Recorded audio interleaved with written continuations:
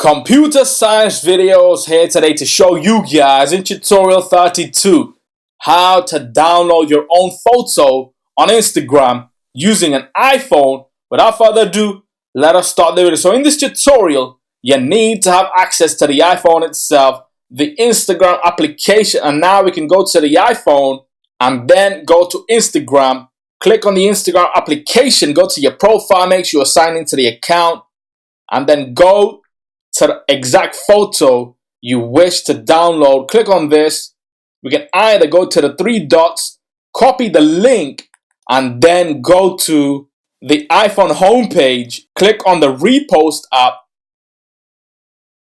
and then go to the three lines on the side, search post by URL. We have pasted the URL now. Click on watch it. Click on the top right corner on your screen. Click on close. Go back to your iPhone homepage. Go to photos. And now we see the photo has been downloaded. No watermark.